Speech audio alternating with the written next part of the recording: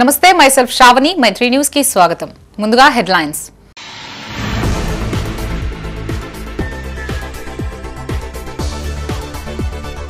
ఘనంగా మౌలానా అబుల్ కలాం ఆజాద్ జయంతి నివాళులర్పించిన పలువురు ప్రముఖులు.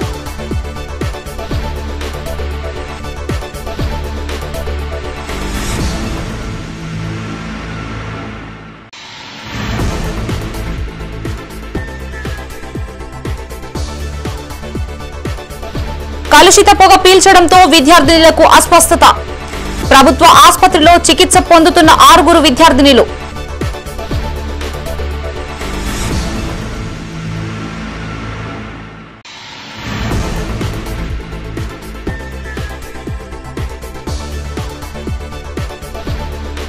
సాహితీ శిఖరం అందశ్రీ అస్తమయం స్మరించుకున్న కరీంనగర్ వాసులు.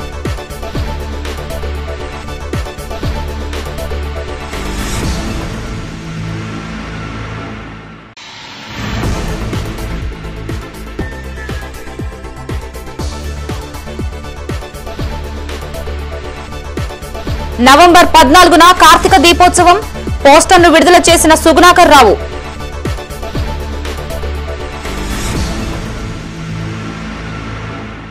ఇక వార్తల్లోని వివరాలు. భారతదేశ తొలి విద్యాశాఖ మంత్రి మౌలానా అబుల్ కలాం ఆజాద్ జయంతి వేడుకలు కరీంనగర్ లో ఘనంగా నిర్వహించారు. నగరంలోని పలు ప్రాంతాల్లో పలువురు అధికారులు, ప్రజా ప్రతినిధులు ఆయన చిత్రపటానికి నివాళులర్పించారు. ఆయన చూపిన బాటలో యువత ముందుకు సాగాలని పలువురు సూచించారు.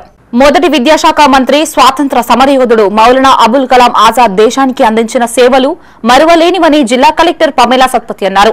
అబుల్ కలాం జయంతి సందర్భంగా కలెక్టరేట్ కాన్ఫరెన్స్ హాల్లో ఉత్సవాలు నిర్వహించారు. ఆయన చిత్రపటానికి పూలమాలలు వేసి నివాళులర్పించారు.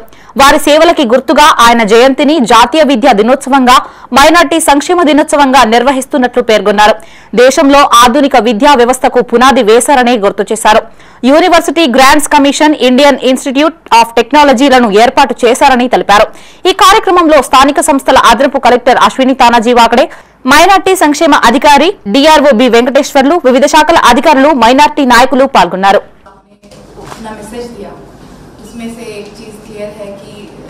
माइनॉरिटी एजुकेशन के लिए सीमित रह गया आप बता रहे थे, तो जैसे आप प्रपोज कर रहे थे कि 2 माइनॉरिटी एम्प्लॉइज को हम फेलिसिटेट करें. माइनॉरिटी ही क्यों, एजुकेशन के क्षेत्र में जिन्होंने अच्छा काम किया उनको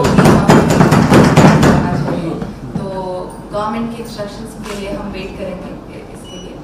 और मतलब सब इंफॉर्मेशन और फैक्ट्स तो बहुत कुछ है और कुछ नुस्खे भी उनके बारे में, कुछ एग्जाम्पल्स भी उनके बारे में आपने कहा, वो बहुत अच्छा लगा कि जैसे हम कोई भी तालीम लेते हैं ज़रूरी नहीं कि वो हमें याद रहे, कभी कभी हमारे सबकॉन्शियस लर्निंग का वो हिस्सा बन जाती है. तो वो बहुत अच्छा लगा सुनकर. और उनसे बढ़कर और कोई भी उम्मीदवार first union minister for education के लिए डिजर्विंग नहीं था मेरे हिसाब से, क्योंकि భారతదేశ తొలి విద్యాశాఖ మంత్రి, స్వాతంత్ర సమరయోధురాలు మౌలానా అబుల్ కలాం ఆజాద్ జయంతి వేడుకలు కరీంనగర్లోని కాంగ్రెస్ పార్టీ శ్రేణులు ఘనంగా నిర్వహించాయి. నగరంలోని డీసీసీ కార్యాలయంలో తాసుద్దీన్ ఆధ్వర్యంలో జరిగిన జయంతి ఉత్సవాలకి DCC working president Komatireddy Padmakar Reddy హాజరై అబుల్ కలాం చిత్రపటానికి పూలమాలలు వేసి ఘనంగా నివాళులర్పించారు. విద్యాశాఖ మంత్రిగా అబుల్ కలాం ఎన్నో విద్యా సంస్కరణలు చేపట్టారని పద్మాకర్ రెడ్డి అన్నారు. యూనివర్సిటీల స్థాపన, విద్యారంగంలో ఎన్నో విప్లవాత్మక మార్పులు తీసుకువచ్చారని గుర్తు చేశారు. ఆయన ఆశయాలని నెరవేర్చడానికి కంకణబద్దులమై పనిచేస్తామని తెలిపారు. ఈ కార్యక్రమంలో పులి ఆంజనేయులు గౌడ్, కర్ర సత్యప్రసన్నారెడ్డి, ముస్తాక్ మహమ్మద్, నెహల్ అహ్మద్, అబ్దుల్ రహమాన్, ఆరిఫ్, దన్ను సింగ్, కాంగ్రెస్ నాయకులు, కార్యకర్తలు తదితరులు పాల్గొన్నారు. మౌలానా అబుల్ కలాం ఆజాద్ గారి 137వ జయంతి సందర్భంగా ఈరోజు కాంగ్రెస్ మైనార్టీ సెల్ ఆధ్వర్యంలో జిల్లా కాంగ్రెస్ కార్యాలయంలో వారి జయంతి కార్యక్రమం ఘనంగా నిర్వహించడం జరిగింది. మౌలానా అబుల్ కలాం ఆజాద్ గారు పవిత్రమైన మక్కాలో జన్మించి వారు ఎన్నో ఉన్నతమైన కార్యక్రమాలు చేశారు. ఇప్పుడు భారతదేశం లెవెల్లో యూజీసీ, ఐఐటి ఉన్నదంటే వారి చలవే. ఎన్నో యూనివర్సిటీ వాళ్ళ చలవలు ఉన్నాయి. వారు ఎంతో కృషి చేయడం, ఒక ఉన్నతమైన కుటుంబంకి వెళ్ళి వచ్చిన మౌలానా అబుల్ కలాం ఆజాద్ గారు భారత మాజీ ప్రధాని జవహర్లాల్ నెహ్రూ గారి మొదటి క్యాబినెట్ విద్యాశాఖ మంత్రిగా పదవి చేపట్టారు. 1888లో వారు మక్కాలో జన్మించడం జరిగింది. వారు ఒక ఉన్నత కుటుంబంలో పుట్టినా కానీ ఈ దేశం కొరకు స్వాతంత్రం పోరాటంలో జవహర్లాల్ నెహ్రూ గారితో, అదేవిధంగా మహాత్మా గాంధీ గారితో పనిచేసి స్వాతంత్రం వచ్చిన తర్వాత నెహ్రూ గారి క్యాబినెట్లో మొట్టమొదటి విద్యాశాఖ మంత్రిగా పనిచేసి ఈరోజు ఐఏఎస్ ఐపీఎస్ కావచ్చు, అదేవిధంగా ఎన్నో యూనివర్సిటీలను నెలకొల్పిన వ్యక్తి ఎవరైనా ఉన్నారంటే మన అబుల్ కలాం ఆజాద్ అని చెప్పవచ్చు. వారి ఆశయ సాధన కొరకు ఈరోజు మైనారిటీ సోదరులు కావచ్చు, కాంగ్రెస్ పార్టీ కార్యకర్తలు కావచ్చు, అందరం వారి యొక్క ఆశయాలను నెరవేర్చడానికి కంకణబద్ధమై కాంగ్రెస్ పార్టీ ఎల్లవేళలా ఉంటుంది. కరీంనగర్లోని కార్కనగడ్డలో గల్ఫ్ స్కూల్లో మౌలానా అబుల్ కలాం ఆజాద్ జయంతి వేడుకలు ఘనంగా నిర్వహించారు. పాఠశాల ఆవరణలో అబుల్ కలాం చిత్రపటానికి నివాళులర్పించారు. అనంతరం పాఠశాల విద్యార్థులకి పెన్నులు, ప్యాడ్లు అందజేశారు. ఈ కార్యక్రమంలో సిటీ కాంగ్రెస్ ప్రెసిడెంట్ అహ్మద్, మాజీ వక్ఫ్ బోర్డు చైర్మన్ మోసిస్, ఇమ్రాన్ హాజీ, పాఠశాల ఉపాధ్యాయులు, విద్యార్థులు తదితరులు పాల్గొన్నారు. మౌలానా అబుల్ కలాం ఆజాద్ గారి మొట్టమొదటి విద్యాశాఖ మంత్రి ఇండియా, ఆయన జన్మ పురస్కరించుకొని ఈరోజు గల్ఫ్ హై స్కూల్లో ప్యాడ్లు మరియు పెన్ను పంపిణీ చేయడం జరిగినది. ఈ విద్యార్థులకు ఒక ఎడ్యుకేషన్ డే లాగా చేసి ప్రతి మైనార్టీ స్కూల్స్లో మేము ఈరోజు 3-4 ప్రోగ్రామ్ చేసుకుంటూ ఇప్పుడు గల్ఫ్ హై స్కూల్లో ప్రోగ్రామ్ చేస్తున్నాము. ఈ పిల్లగాళ్ళు భవిష్యత్తులో మంచిగా చదువుకోవాలని మేము కోరుతున్నాము.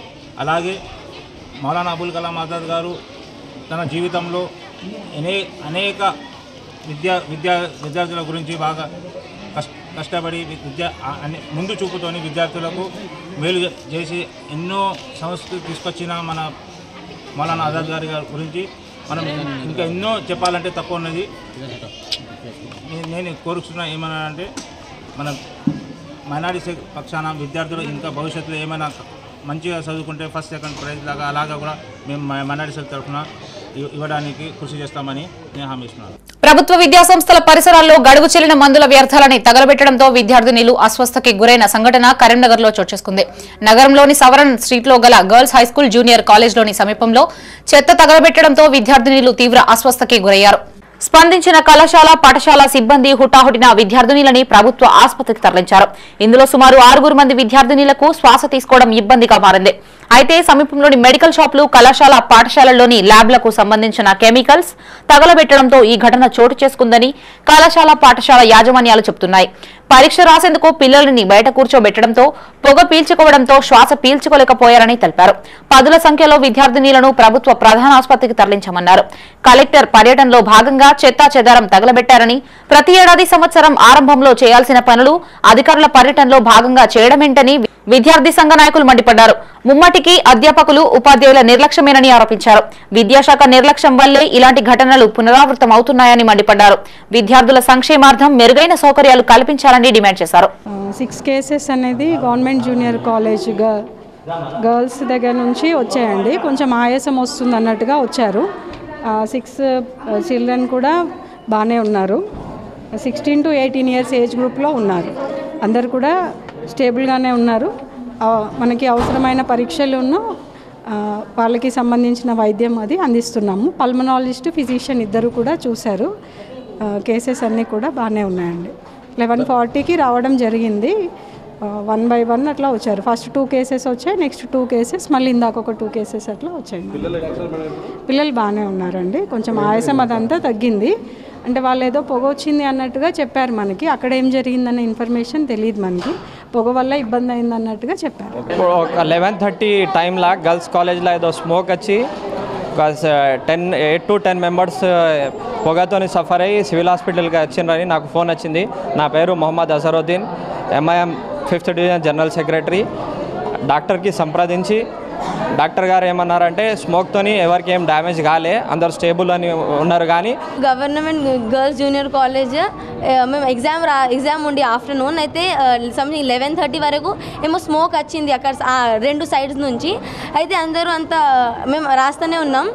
అయితే ఎవరు అంటే అందరికీ పానిక్ అయిపోయి అంటే కొన్ని మంది అంత బ్రీత్ తీసుకోకపోతే ఇట్లా అయింది. 5-6 మెంబర్స్ ఫస్ట్ అంబులెన్స్లో వెళ్ళిండ్రు. మేడం కలెక్టర్ మేడం వస్తుంది, మేమైతే మీదంతా చెత్త కాలబెడుతున్నాం అని చెప్పేసి చెప్పారు సార్. లేదు లేదు మేము కాదు, వాళ్ళే సార్. వాళ్ళ మేడమ్స్ వాళ్ళ సార్లే కాలు పెట్టారు సార్. తెలియదు సార్ మరి మాకు ఎక్కడి నుంచి వచ్చింది. లేదు మా దాంట్లోకి వెళ్ళి అయితే లేదు సార్. వాళ్ళ చెత్తనే అదంతా వాళ్ళ చెత్త. 1000 మెంబర్స్ ఉన్నారు సార్. ఒక 6 మెంబర్స్ ఉన్నారు సార్. పిల్లలు బాగున్నారు సార్, ప్రాబ్లం ఏం లేదు. మాయమైపోతున్నాడమ్మా మనిషన్నవాడు అంటూ మానవ సంబంధాలపై ఆవేదన వ్యక్తం చేసి జయ జయ హే తెలంగాణ అంటూ స్వరాష్ట్ర సాధనలో అన్ని వర్గాల్లో ఆలోచనలని రేకెత్తిస్తూ తెలంగాణ ఉద్యమ పోరాటాన్ని ఉర్రూతలూగించి తెలంగాణ ఘనత కీర్తిని గగనంలో నిలిపిన సాహితీ శిఖరం అందశ్రీ హఠాన్మరణం చెందారు. హైదరాబాద్ లోని ఆయన నివాసంలో కన్నుమూశారు. అందశ్రీపై మైత్రి ఛానల్ ప్రత్యేక కథనం ఇప్పుడు చూద్దాం.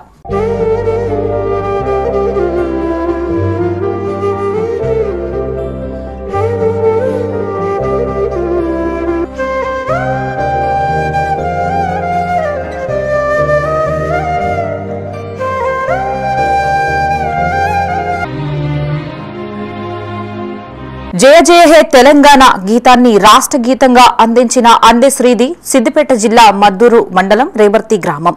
ప్రజాకవి అంద ఎల్లన్న పేరు రాను రాను అందశ్రీగా మారింది.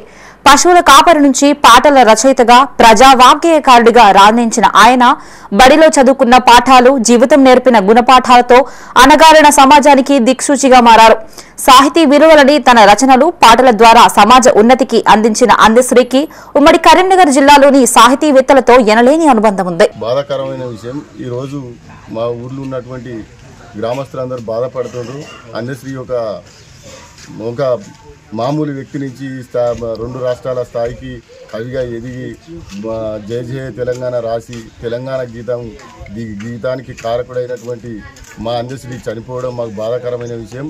ఆయనే ఫస్ట్ జీతం ఉండి పసుల కాడ జీతం ఉండి చదువు లేదు ఏం లేదు, ఆయనకు సహజ సిద్ధంగా ఈ కవిత్వం అనేది సిద్ధించింది.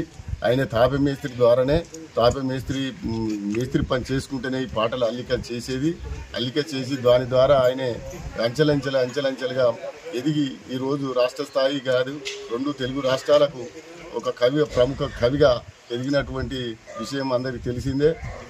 అలాంటి వ్యక్తి అప్పుడు తెలంగాణ ఉద్యమం మొదలైనప్పుడు తెలంగాణ ఉద్యమంలో కూడా కీలక పాత్ర వహించి అందులో పాటలు రాసి ఆ తెలంగాణ ఉద్యమానికి దోహదపడినటువంటి వ్యక్తి కూడా అందశ్రీ అని చెప్పొచ్చు. అందశ్రీ గారు అత్యంత బీద కుటుంబంలో పుట్టినటువంటి వ్యక్తి.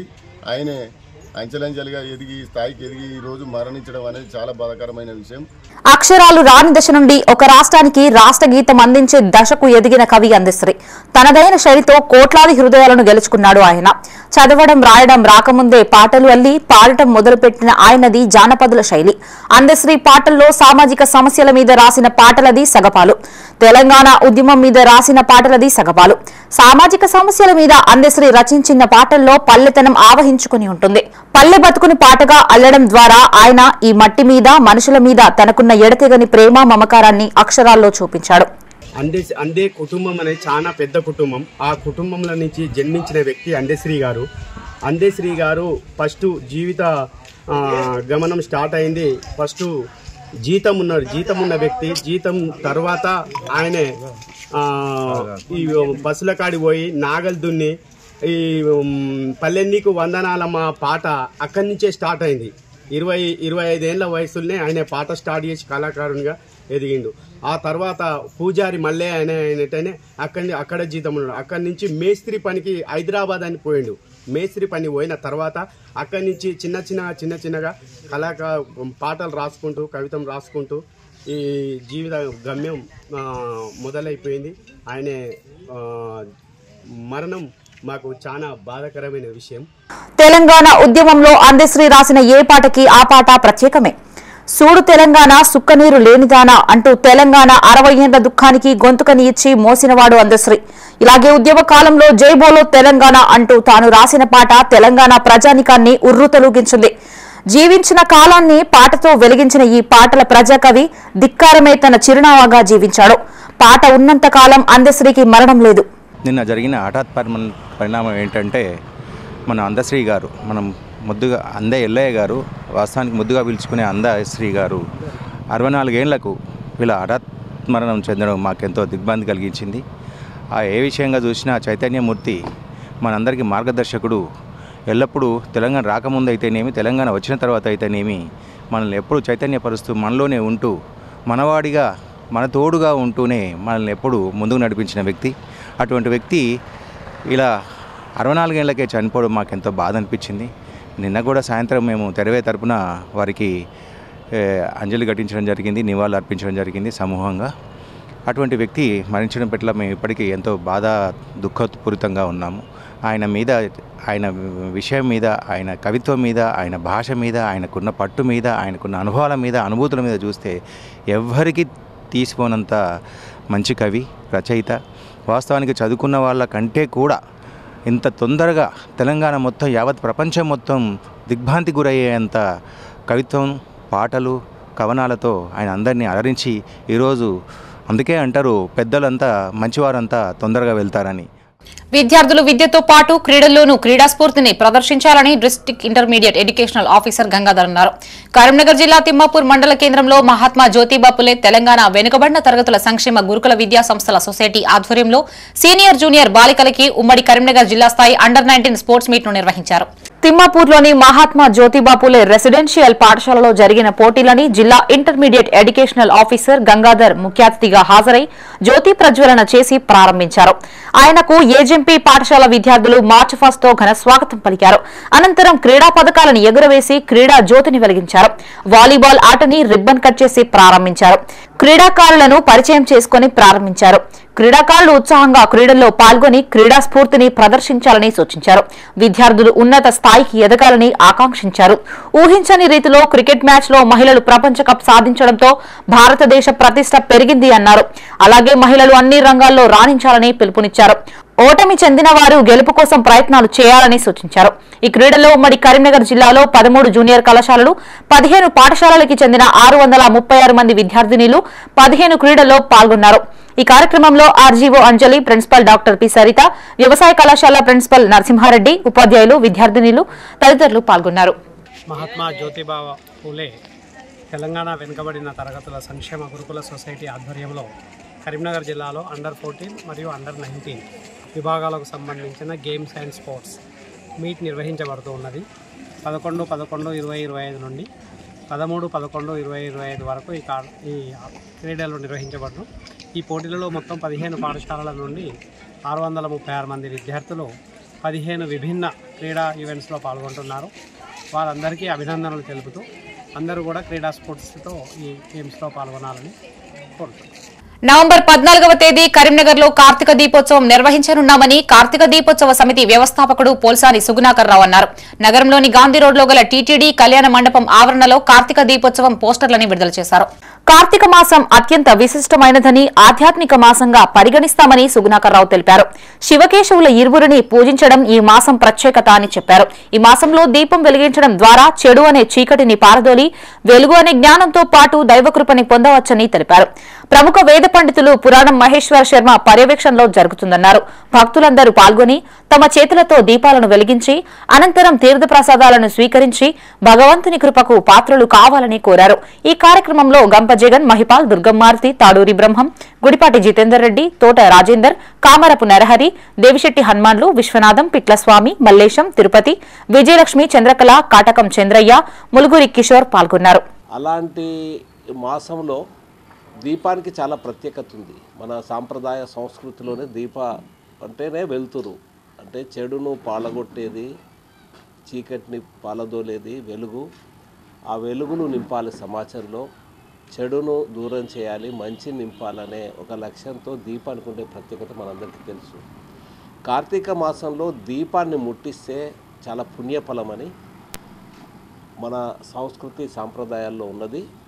మరి అలాంటి దీపోత్సవ కార్యక్రమం ప్రతి సంవత్సరం మేము నిర్వహిస్తున్నాం. గత 5 సంవత్సరాల నుంచి వెళ్ళి ఈ సంవత్సరం కూడా ఈ 14వ తేదీ శుక్రవారం సాయంత్రం 6 గంటలకు బ్రహ్మశ్రీ పురాణం మహేశ్వర శర్మ గారి మరి వారి మార్గదర్శనంలో కార్తీక దీపోత్సవ సమితి అనేది ఒకటి ఏర్పాటు చేసినాం. గత 5 సంవత్సరాల నుంచి వెళ్ళి కార్తీక దీపోత్సవ సమితి ఆధ్వర్యంలో ఈ కార్యక్రమాన్ని నిర్వహిస్తున్నాం.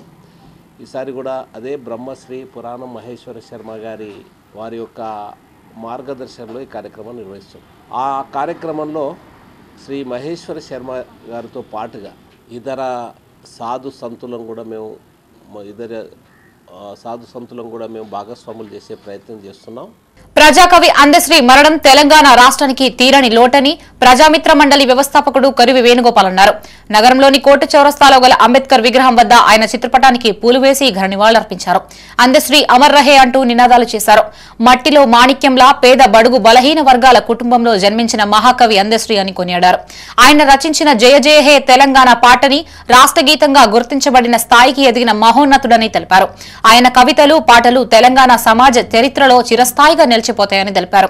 ఈ కార్యక్రమంలో ప్రజామిత్ర ప్రోగ్రెసివ్ డెమోక్రటిక్ ఫ్రంట్ ప్రతినిధులు, ప్రజా సంఘాల నాయకులు కడపల విజయ్ కుమార్, పటకుల భూమయ్య, బోయినపల్లి చంద్రయ్య, గజ్జల ఆనందరావు, పాస్టర్ తిమోతి, ఉరుముల్ల విశ్వం, బూత్కూరి కాంత, సిగిరి శ్రీధర్, నాయని ప్రసాద్, ఎండి రజాక్ తదితరులు పాల్గొన్నారు. మట్టిలో పుట్టి మట్టిలో నుంచి ఉద్భవించినటువంటి మాణిక్యం మన మహాకవి అందశ్రీ గారు రాష్ట్ర ప్రభుత్వంచే అవార్డు పొంది ఆయన యొక్క కవితల ద్వారా, ఆయన యొక్క పాటల ద్వారా మాయమైపోతున్నడమ్మో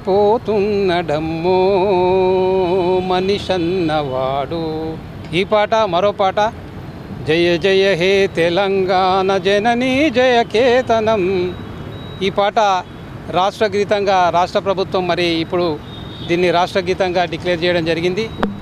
అందశ్రీ గారు మరి ఒక నిప్పు కనికెలాగా తెలంగాణ ఉద్యమాన్ని తన పాటలతోని రూతలుగించి పేద బడుగు బలహీన వర్గాల, గ్రామీణ కార్మిక కర్షక వర్గాల కోసం అనునిత్యం పాటలు రాసి పాటలు పాడి ఈ కులం ఆ మతం, ఆ మతం ఈ కులం అనే దానికి దేనికి కూడా సంబంధం లేకుండా ఆయనే నేను ప్రజల కోసమే అని చెప్పి ప్రజల కోసమే పాటలు పాడి సైద్ధాంతికపరమైనటువంటి ఒక ఆలోచనను తెలంగాణ ప్రజల లోపల రేకెత్తించినటువంటి అందశ్రీ గారు మరి వారు ఇప్పుడు మన మధ్యలో లేరు.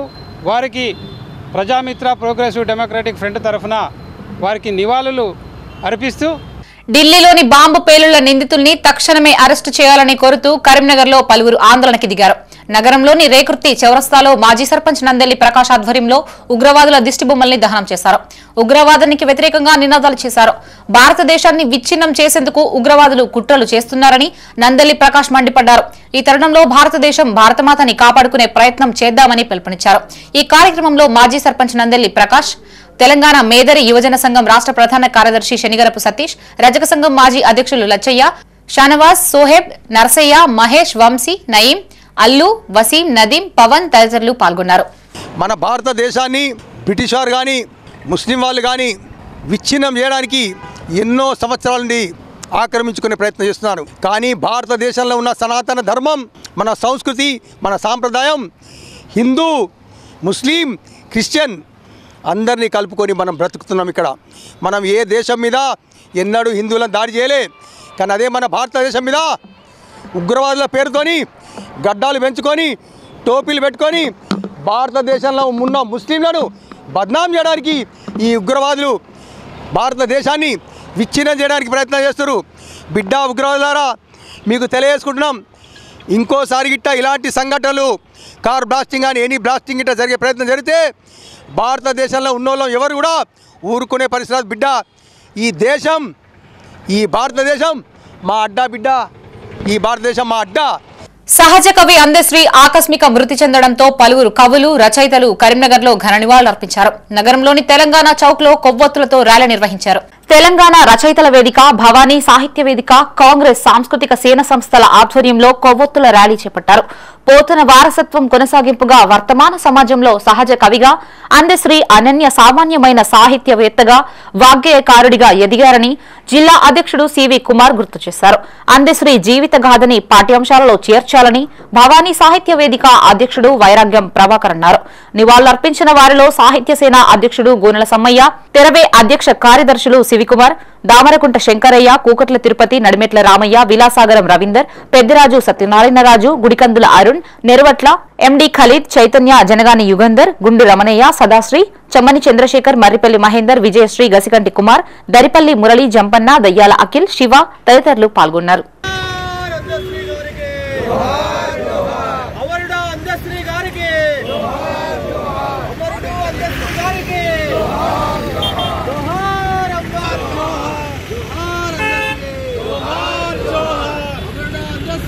Johar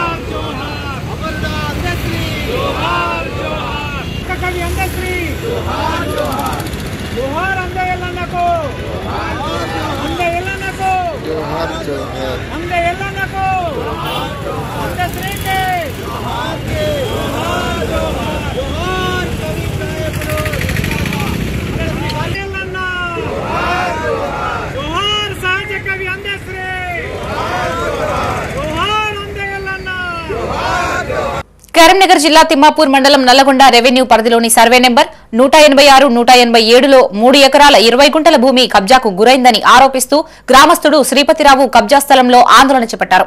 187లో మొత్తం 13 ఎకరాల 12 గుంటలకి గాను 2 ఎకరాల 10 గుంటల భూమి కబ్జాకు గురైందని ఆరోపించారు.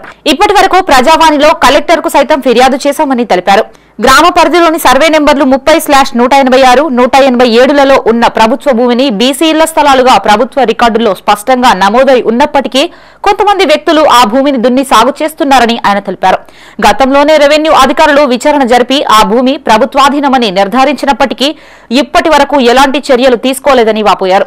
ప్రభుత్వ భూమిని కొందరు ప్రభావశీలులు కబ్జా చేసి సొంతంగా చేసుకుంటున్నారని చెప్పారు. జిల్లా కలెక్టర్ స్వయంగా జోక్యం చేసుకుని ప్రభుత్వ భూమిని తిరిగి స్వాధీనం చేసుకోవడంతో పాటు కబ్జాదారులపై కఠిన చర్యలు తీసుకోవాలని గ్రామస్తులు విజ్ఞప్తి చేశారు. ఈ కార్యక్రమంలో కలకుంట్ల శ్రీపతిరావు, గాజుల అంజయ్య, బూత్కూరి సంపత్ తదితరులు పాల్గొన్నారు. మన వెనుక చూపిస్తున్నటువంటి భూమి సర్వే నంబర్ 187ల 2 ఎకరాల 10 గుంటల ప్రభుత్వ భూమి.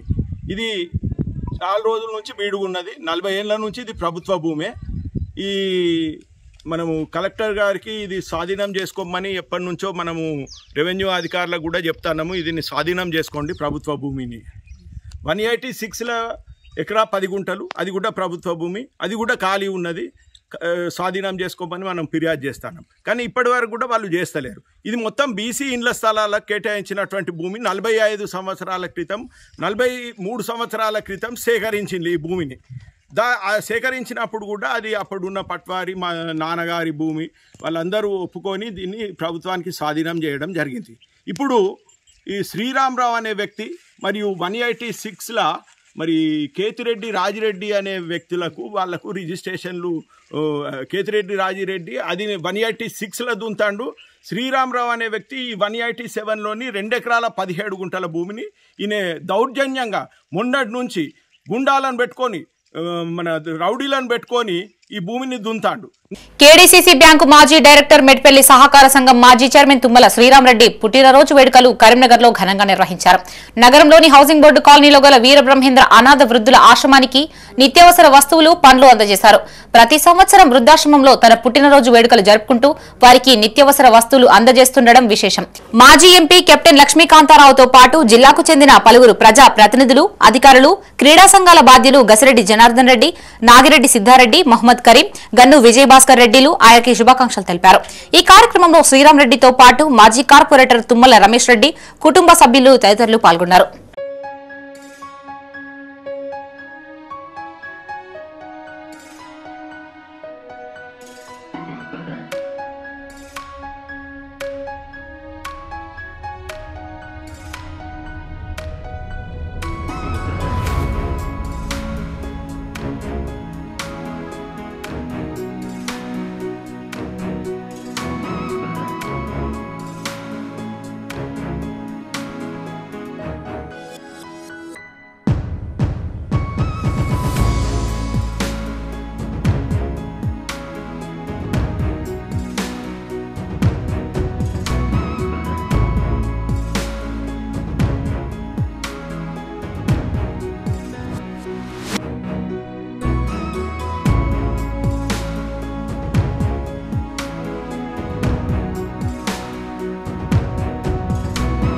కరీంనగర్ నుండి శబరిమలకు చేపట్టిన మహాపాదయాత్ర 31వ రోజుకు చేరింది. గడప నాగరాజు గురుస్వామి ఆధ్వర్యంలో అయ్యప్ప స్వాములు ఉదయం ఉసూరు పట్టణం నుండి బయలుదేరి ఉద్దన్నపల్లి గ్రామానికి చేరుకున్నారు. అక్కడ సిద్దిపేటకు చెందిన ఆరుట్ల మంజుల యాదవరెడ్డి, సాహినిరెడ్డి పుట్టినరోజు సందర్భంగా అన్నదానం ఏర్పాటు చేశారు. తిరిగి సాయంత్రం ఉద్దన్నపల్లి గ్రామం నుండి బయలుదేరి రాయకోటికి చేరుకున్నారు.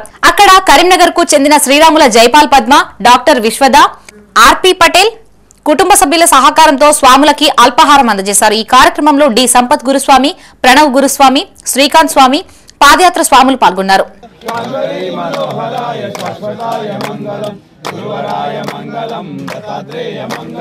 రాజరామ మంగళం, రామకృష్ణ మంగళం, అయ్యప్ప మంగళం, మణికంఠ మంగళం, శబరీశ మంగళం శాస్త్రాయ మంగళం మంగళం మంగళం నిత్య జయ మంగళం మంగళం మంగళం నిత్య శుభ మంగళం నిల్లాయ వీరులకు వీరమణి కంటుల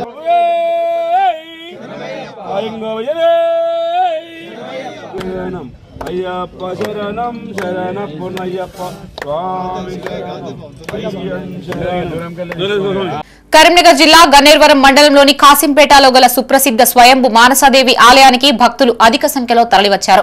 కార్తీక మాసం మంగళవారం కావడంతో వేల సంఖ్యలో భక్తులు తరలివచ్చి మానసాదేవి అపురూప లక్ష్మి అమ్మవార్లని దర్శించుకున్నారు. 108 శివలింగాలు జంటనాగులకి జలాభిషేకం నిర్వహించి ఆలయ ఆవరణలో దీపాలను వెలిగించి మొక్కులు చెల్లించుకున్నారు. తమ కోరికలు నెరవేరాలని అమ్మవార్లకి ముడుపులు కట్టారు. అధిక సంఖ్యలో తరలివచ్చిన భక్తుల సౌకర్యార్థం అన్ని వసతులు కల్పించామని ఆలయ కమిటీ చైర్మన్ ఏలేటి చంద్రారెడ్డి తెలిపారు.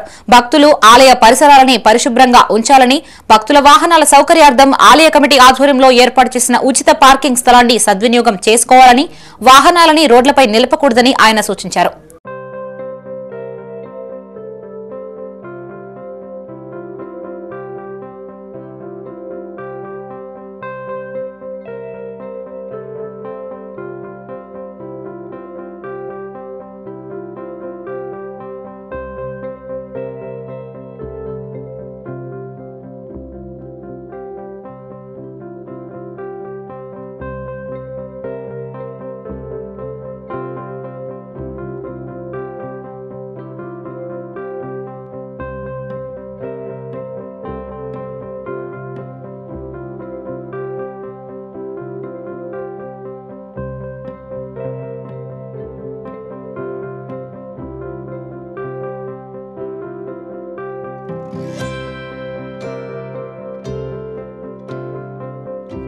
న్యూమోనియా వ్యాధిని త్వరగా గుర్తిస్తే మందులతో నియంత్రించవచ్చని, నిర్లక్ష్యం చేస్తే ప్రాణాంతకమని మెడికవర్ ఆసుపత్రి వైద్యులు వెల్లడించారు.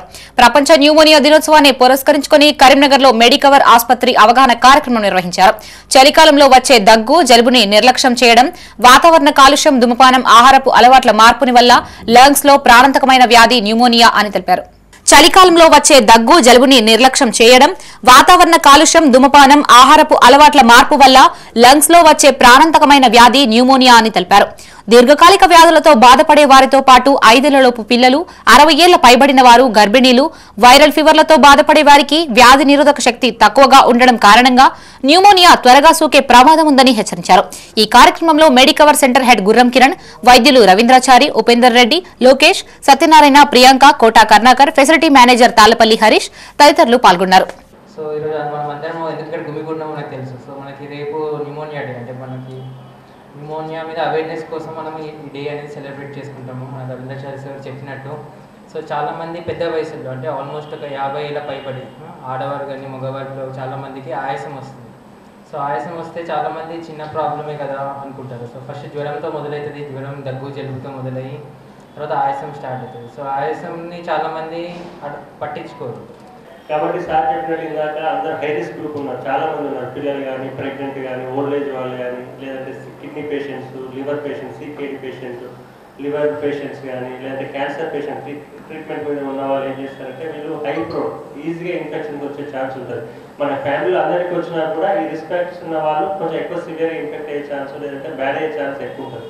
కాబట్టి ఇట్లాంటి పేషెంట్స్ అందరినీ కూడా ఏం చేయాలంటే ఇప్పుడు ఈ సీజన్లో చాలా ఫ్రీక్వెంట్గా చూస్తున్నాయి. క్లైమేట్ చేంజ్ కానీ చాలా ఫ్రీక్వెంట్గా రెస్పిరేటరీ ట్రాక్ట్ ఇన్ఫెక్షన్ చూస్తున్నాం. ప్రతి ఇంట్లో అందరికీ దగ్గు, సర్ది ఇట్లాంటివి వస్తున్నాయి. కాబట్టి బెటర్ ఏం చేయాలంటే ఇట్లాంటి రిస్క్ ఫ్యాక్టర్ ఉన్న వాళ్ళందరినీ కూడా మాస్ గ్యాదరింగ్స్ని అవాయిడ్ చేయాలి. బెటర్ ఇప్పుడు ఫంక్షన్స్ అవుతున్నాయి, ఒక్కొక్కరు 1000 మంది వెళ్తున్నారు ఫంక్షన్లకి. ఫ్యామిలీ ఇంతకుముందు ఫ్యామిలీకి ఇంటి నుంచి ఒకరు వెళ్ళేవాళ్ళు పెళ్ళిళ్ళు అయితే. విజయ శారీస్ ఆధ్వర్యంలో కరీంనగర్ లో సేల్స్ కమ్ ఎగ్జిబిషన్ ను ఏర్పాటు చేశారు. నగరంలోని గాంధీ భవన్ లో నవంబర్ 11, 12వ తేదీలలో నిర్వహించబోయే ఎగ్జిబిషన్ కమ్ సేల్స్ కు విశేష ఆదరణ లభించింది. అతి తక్కువ ధరలకే నాణ్యమైన చీరలు, బ్లౌజులు అందిస్తున్నామని నిర్వాహకురాలు విజయ అన్నారు. 50% తగ్గింపు ఆఫర్ ప్రకటించామని, నగరవాసులు ఇట్టి అవకాశాన్ని సద్వినియోగం చేసుకోవాలని సూచించారు. ఈ కార్యక్రమంలో నిర్వాహకురాలు విజయ, కస్టమర్స్ తదితరులు పాల్గొన్నారు. హాయ్ అండి, వెల్కమ్ టు విజయ శారీస్. ఈరోజు మేము కరీంనగర్లో వైశ్య భవన్ గాంధీ రోడ్లో కరీంనగర్లో ఎగ్జిబిషన్ చేశామండి. చాలా మంచి క్రౌడ్ వచ్చింది.